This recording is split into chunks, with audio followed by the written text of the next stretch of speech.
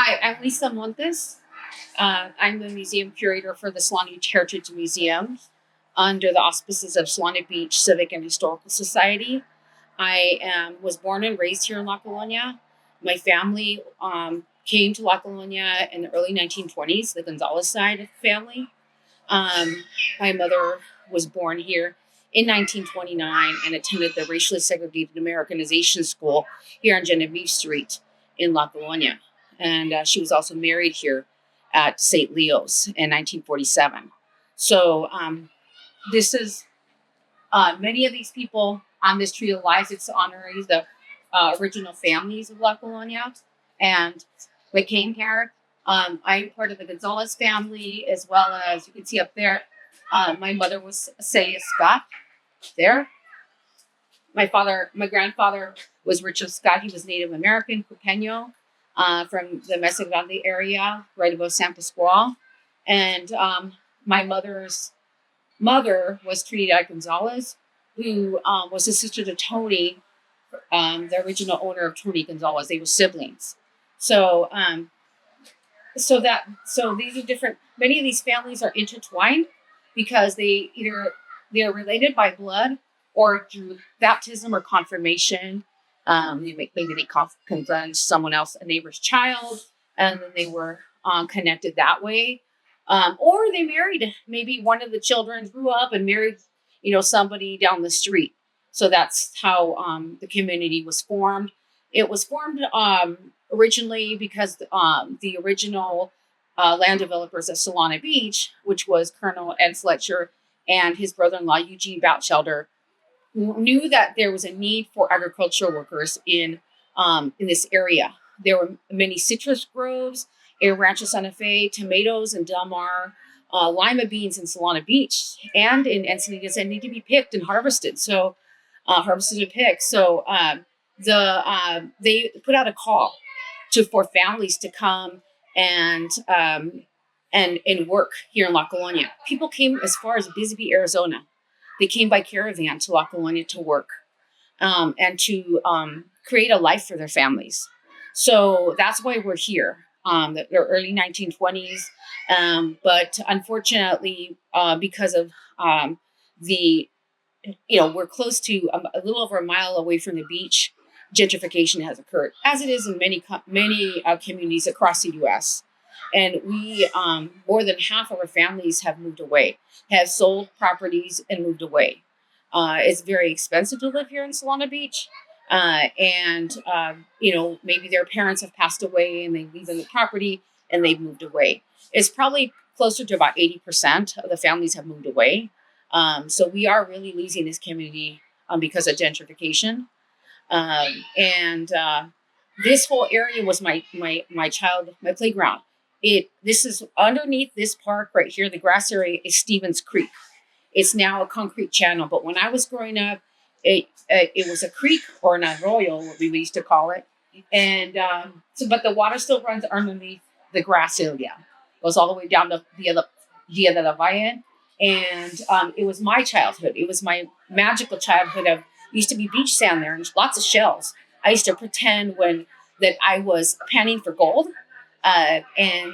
When the water would come through the creek, my friends, there was a lot of bamboo here, carrizo. And that bamboo, we used to play with it because bamboo floats. So we build teepees and rafts and go all the way down Valley Avenue to Villa de la Valle. There was a lot of sugarcane growing here, and we still love to eat sugarcane and grapes. A lot of grapes in the creek. So it was a magical place for me to grow up. My mom went to school here. She went to the racially segregated Americanization school, which is on Genevieve Street. And they were prohibited of speaking Spanish. So when she grew up, her Spanish wasn't that of a native speaker, even though when she was a little girl, her parents spoke to her in Spanish. And so that's how it was. They grew up very close. It's a very tight-knit community. And, we want to make sure that history is documented. And so I've been working with the Solana Beach Civic and Historical Society. I'm a board member there and their museum curator and their history person there to make sure we document the history before we lose it, because it really has changed. And recently, we have had experienced ICE raids. And the first weekend that Trump, initiated these ICE raids, they came to La Colonia, which has been very unfortunate. And there were people running here from ICE, and they've come to our community several times after, and taken people away. So this community is frightened, as is communities across the United States. People are frightened, and so we have pulled together our resources to try to help people and not make them so afraid of, just to kind of calm their fears a bit and tend to their needs and help them in different ways.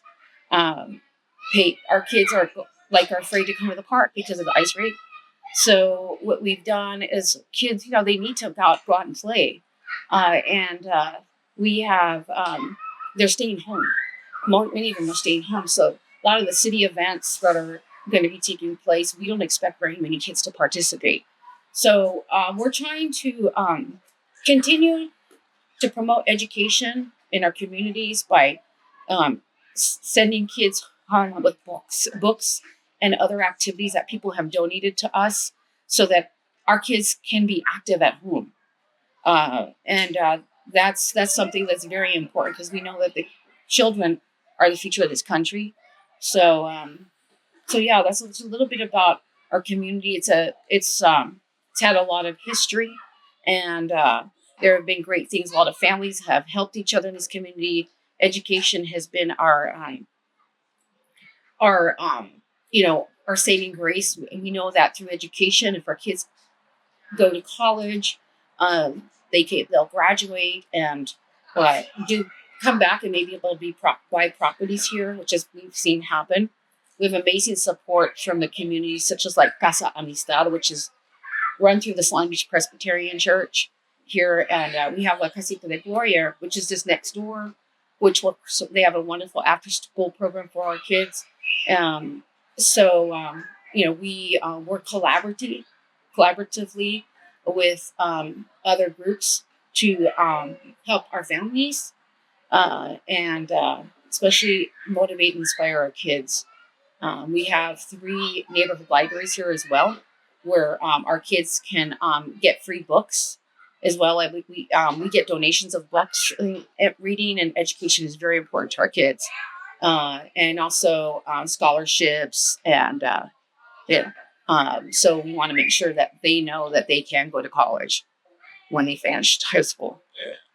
Any questions? Any other questions? You want to show Yes. that? Yeah.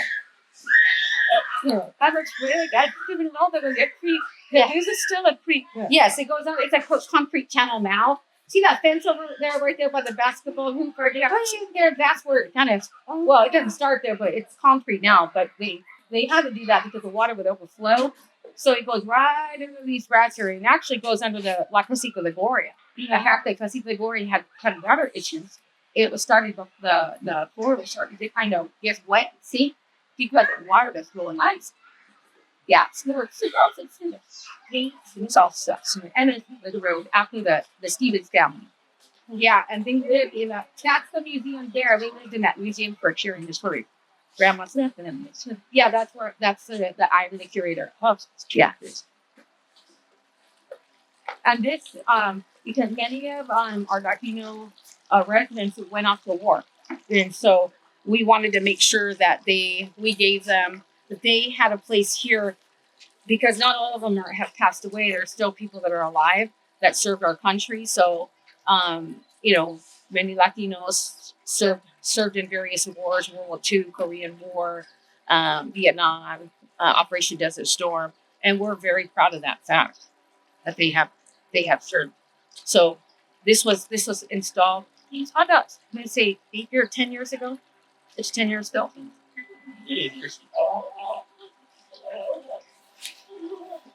We have a neighborhood library, a little neighborhood library way over there, where those construction A-frames are. but you can see it's like a little house. And we get donations of books, and we're always constantly putting books there so that kids have access to wonderful books. It's important. Reading is power and is now knowledge, and we want to promote. We want to promote reading for kids and their families as well in both languages, English and Spanish. So we have this one here that the city installed for us, and then we have one just a little bit ways up on Valley Avenue, and then we have one on Genevieve that I fill up on continual basis. So this street going up here is is an original street. It's called Hernandez Street. But up here where this fence is right here, that was that little house right there. You see that little house on this side that has like a little space, like a little sun and kind of a thing white. That used to be the first place of worship here for the Catholics. So when people moved here in the 20s, there weren't homes here. They lived in tech originally. And then once people started earning money, they were able to help each other build their houses. So if you were if you were a carpenter, you would help the neighbor build that house, construct a house. If you knew bricklaying, you would also help. So it was a very tight-knit community, and people would help each other to build their homes. Those are the days of outhouses. So there wasn't any plumbing until Lake Hodges came to be. So when Lake Hodges came to be, then this family, the Gutierrez family, was able to help pipe in the water to La Colonia so that there could be water. So this whole property here is owned by the Gutierrez family, and a good majority of the street originally, there was a man named Francisco Gutierrez and his wife Juana Gutierrez, who were pioneers, one of the many pioneers of La Colonia, but they helped with the irrigation, bring it to La Colonia once Lake Hodges was built. And Lake Hodges already has over 100 years now. They just celebrated. So it's an old reservoir dam, but they have been fixing it this year. So that was the first place of worship, and then for the Catholics, just right up here, you can see British walk up on here on Hernandez Street. Yeah. These were all dirt roads. This is all dirt road here, but as you apartments right here were built when funding was secured to build this park. Okay, Cipriana Gonzalez and some other early residents were ones that advocated for the park. They went to many meetings with the county because Solana Beach didn't incorporate until the 1980s. So this was under San Diego County. This La Colonia. So Cipriana and some other people, she was a trailblazer of them all, but she was the one that went to a lot of meetings to try to secure funding for this park. So she made it happen. She was one of the leaders. She was also one of the speakers at the opening of the park. She's no longer living, but she was a trailblazer and did a lot of wonderful things for La Colonia. Many people did a lot of great things for La Colonia. She was a man that had a lifetime achievement of doing things. She took on, we have a Catholic church here. It's called St. Leo's Mission. It's on Genevieve Street. And Cipriana is the one, because the Catholic diocese wanted church, shut down the church. They wanted everybody to go up to St. Dave's Church, which is on Nardo. She took it upon herself. She wrote a letter to the Papa Nuncio, who's in Washington, D.C., in direct communication with the Pope in Rome to keep this church open. And nobody's ever done that in the history of Catholic history that has said, I give this to the Catholic diocese, but they still wanted to shut it down. The San Diego Catholic Diocese. She wrote letters and met with them, and they still wanted to close it down. And so she took it to. I'm gonna take it all three to the Pope. So and the Pope and the Papa Nuncio was in her favor that she is correct, so that this church will always remain open. They will deem it a mission. So she did a lot. She helped with the first boys club, which is on Stevens, with only boys both times. So she did a lot, but a lifetime achievement is and Serap Ramirez. let's look here. So this was this is all still owned by the Gutierrez family. Then you're going to see the gentrification. These apartments were also these 3 apartments, but 18 apartments here, 18 apartments, and we call them Fernandez Street apartments. They were also built right after when we got the funding for the park, because we knew that we needed families to live here, and these are very old apartments. So these and those brown Solana Park apartments right there, those were built because of the park, or as a result of the park. Are they affordable? Yes, but they're really the only pretty much affordable here in La Colonia. Everything's very expensive in Solana Beach, and $5,000 range for an apartment, 2-bedroom apartment. If you go to near our post office on Sierra Street, it's about you pay a good $7,000 a month for the newest apartments, and they're only 2-bedroom and two bath and 2 parking spaces, and they're over $7,000. And those are full, by the way. So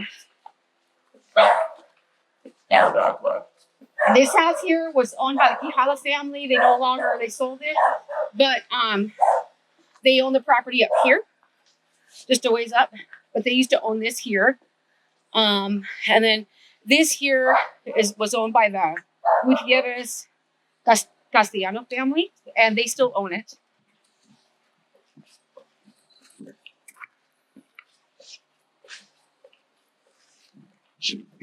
I walk a lot, so I walk like 3 miles a day. So, but up here, you're going to see the gentrification taking place. Luckily, some of the kids of the descendants or the grandchildren have graduated from college and are having successful careers. They've been able to buy property. As is this White House right here with the solar panels. My cousin bought this. It was their grandparents' property, and him and his wife were able to leverage to buy it from his aunts and uncles and his parents.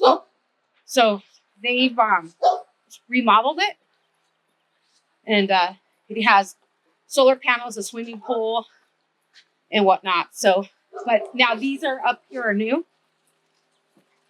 Last temper out. Yeah, there's right. Now I just got twice. Eat up. That's what ground. That stone and pieces. These were all original families, but they have sold the families have sold the properties to other people. So all this is here. This is new, as you can see the gentrification taking place here and all the way up there too.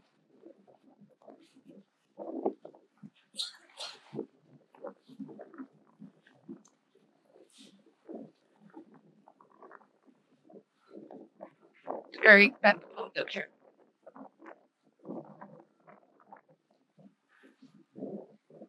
Dimensioning.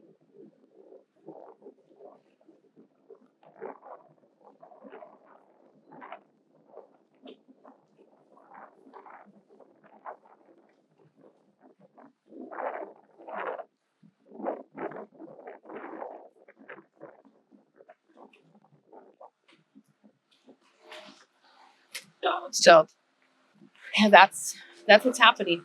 Not only on this street, but also on Vera Street, which is just the next striker or the next part.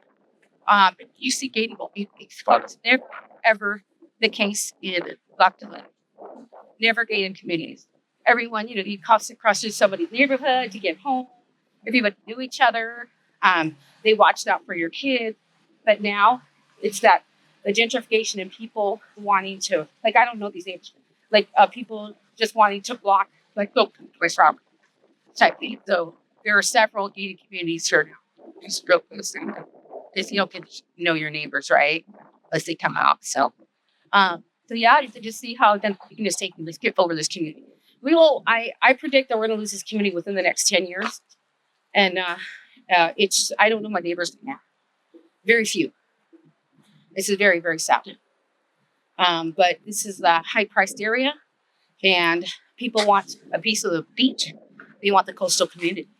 And these are people that are coming in with money, with a lot of money to be able to buy. And things have changed, so much here. It's sad. It really is sad. But that's why the Solana Civic and Historical Society are trying to. We've been documenting the history of Solana Beach for about 7 years now. We've been getting grants and to digitize the archives at high resolution, and so that they can be kept in a permanent collection. So we're always trying to ask people, share with us your photos of the past of La Colonia, Solana Beach, of the past, that we can properly document the photos, the history. So that's what's happening. And not only this one, but people go to Valley, you see huge homes, being built here. So this is very, very sad. Have any questions? I mean, it's sad. It's is there any way they can control Solana Beach? Can control?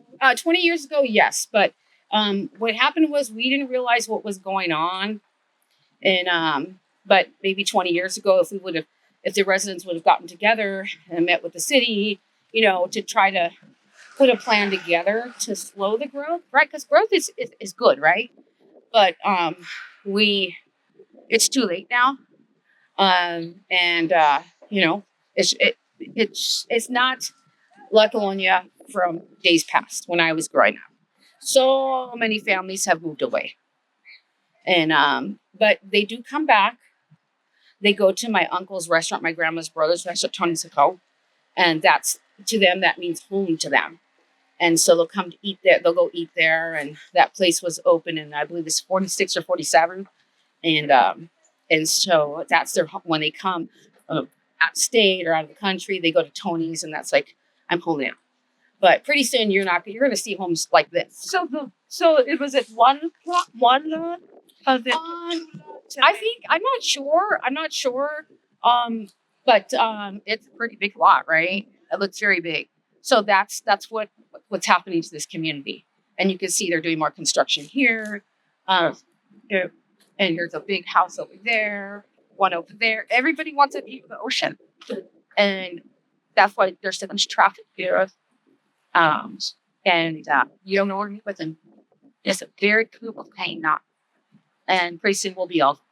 There may be a handful of people that will stay, but they're not gonna. They don't know their neighbors as a they.